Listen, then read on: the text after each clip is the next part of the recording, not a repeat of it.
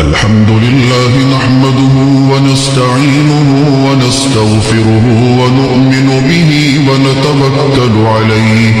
ونعوذ بالله من شرور أنفسنا ومن سيئات أعمالنا من يهده الله فلا مضل له ومن يضلله فلا هادي له ونشهد أن لا إله إلا الله وحده لا شريك له ونشهد أن سيدنا وسندنا ونبينا ومولانا محمدا عبده ورسوله أرسله بالحق بشيرا ونذيرا وداعيا إلى الله بإذنه وسراجا منيرا وصلى الله تعالى على خير خلقه محمد وعلى آله وأصحابه وبارك وسلم تسليما كثيرا كثيرا أما بعد فأعوذ بالله من الشيطان الرجيم بسم الله الرحمن الرحيم إن الله وملائكته يصلون على النبي يا أيها الذين آمنوا صلوا عليه وسلموا تسليما اللهم صل على سيدنا محمد وعلى آل سيدنا محمد بعدد من صلى وصام وصل كذلك على جميع الأنبياء والمرسلين وعلى الملائكة المقربين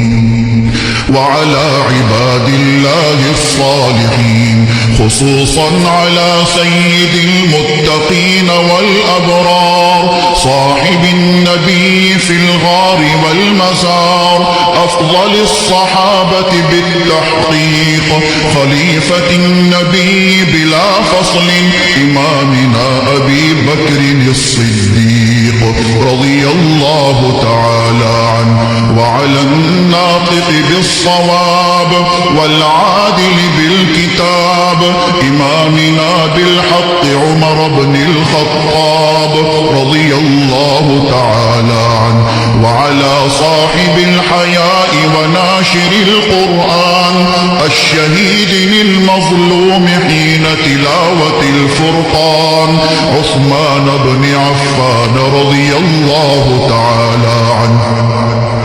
وعلى صاحب السيف والقضاء وناشر العلم والهدى أسد الله الغالب إمامنا علي بن أبي طالب رضي الله تعالى عنه وعلى السيدين السندين السعيدين الشهيدين أبي محمد الحسن وأبي عبد الله الحسين رضي الله تعالى عنهما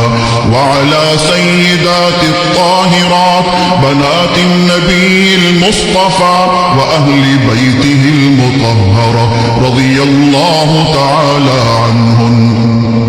وعلى عميه النبي المجتبى سيدنا العباس وسيدنا حمزة رضي الله تعالى عنهما وعلى كل الصحابة رضوان الله تعالى عنهم أجمعين الله الله في أصحابي لا تتخذوهم من بعدي غرضا فمن أحبهم فبحبي أحبهم ومن أبغضهم فببغضي أبغضهم وخير أمتي قرني ثم الذين يلونهم ثم الذين يلونهم تعادلوا عباد الله رحمكم الله إن الله يأمر بالعدل والإحسان وإيتاء ذي القربى وينهى عن الفحشاء والمنكر والبغي يعظكم لعلكم تذكرون اذكروا الله العلي العلي العظيم الكريم يذكركم وادعوه يستجب لكم ولذكر الله تعالى أعلى وأولى وأعز وأجل وأتم وأهم وأعظم وأكبر والله يعلم ما تصنعون.